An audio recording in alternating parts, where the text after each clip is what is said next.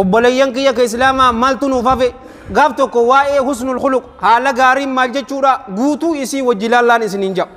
du'aa'ii waliif haa goonu nu cufaatiifuu rabbiin istiqaamaa rabbiin waa ganu wa khaaliqin naasa ilma namaa waliin jiraadhu bikhuluqin hasan haala gaariin jiraadhu husnul khuluqiin tun haala gaarii qabaatuun jaalowwan kiyya ka islaamaa irra hedduun muslimaa nama rabbiin sitirii isaa irraa hin fuune malee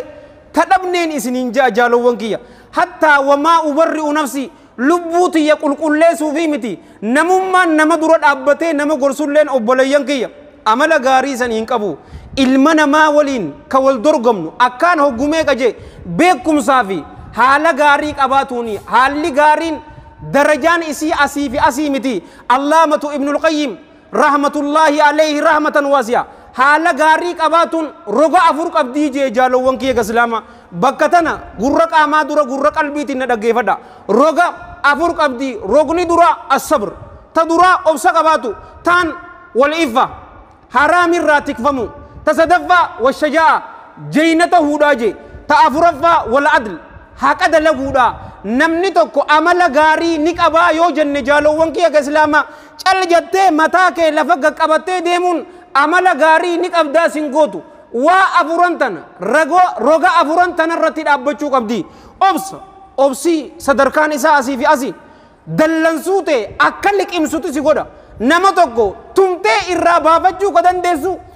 aartuus liqimsiteeti bira dabarta jaalowwan kiyya islaama namni obsa qabu nama bashaashaan isiniin jaa obsitun jaalowwan kiyya islaama maalirraa dhufti ni beeytanii beekumsarraa dhufti malee akkunumatti obsani qabaa miti bar nama beekumsa qabuutuutu obsa qaba beekumsa tana ammoo allahan jalla jalaalu qananii gabarran isaatiif kanne keessaa tokkoon isiniin jaa yu'til hikmata man yashaa wa man yu'tal hikmata faqad uutiya khayran kathiira wa maa yadhakkaru illaa ulul albaab jee allahan jalla jalaalu beekumsa raggaasifamaa ta'e nama fadheefi kannaa nama allahan jalla jalaalu beekumsa raggaasifamaa ta'e isaaf kanne dhugumatti khayrii guddoo isaaf kanne rabbiin khayrii guddoo addunyaa fi akhirattuu isiniif haa kennu isin jaa namni yaadatu warra aylii qabu qofaa jee jaalowwan kiyya islaama ta duraa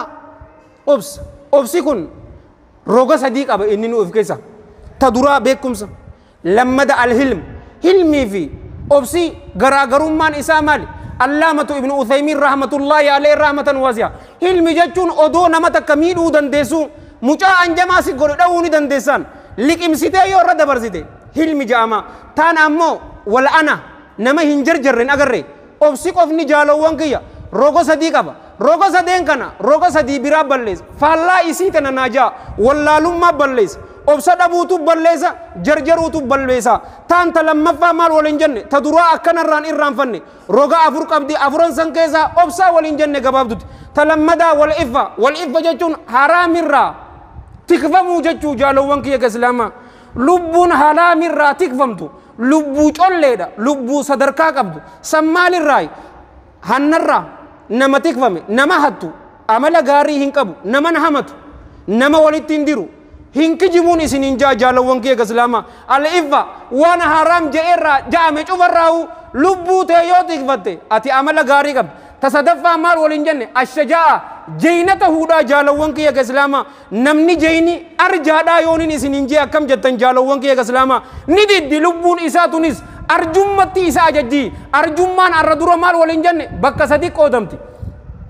ruuhee fi rabbiidhaaf kannu ta duraa guddoon shahiidee ta'u taan ta lammadaa beekumsaan namatti arjoomu ta sadaffaati maallaqaan namatti arjoomuun darajaa sadaffarra jirtin isinin jaa garuu rabbiin sadeen isiituu rabbiin waa kannu nama jeyna jechuun jaalowwan kiyya islaama wallaansoodhaan yookaanuu afaan dirree dawaatiin jiidoo arabiidhaan nama ka darbatu odoon ta'in bakka aaretti dallansuu isaa nama liqimsate fil muttafaqi alayhi min hadiisi abi hurayrata radiyallahu anhu qaal قال رسول الله صلى الله عليه وآله وسلم ليس الشديد بالسرعة إني تكو جبانماتي واهنتاني جيبر بالسرعة واللان سودان جيدودان نمتومي لفن نمدربودان إني كن جبا واهنجا أمني جيبر إنما الشديد جبا نما جتشون جالوانكي كإسلاما الذي يملك نفسه عند الغضب إسا لبو إساك أبو بكدل سيفمت yeroo namni takka si aarse jaalowwan kiyya aara keessa yoo liqimsatte yeroo san ati nama jabaa ja'amta malee nama tumuudhaan nama jabaa hin ja'amtu obboleeyyan kiyya islaama aboo amala bareedaa kana cufaatu rabbiin nu haa kanuun isin ja'a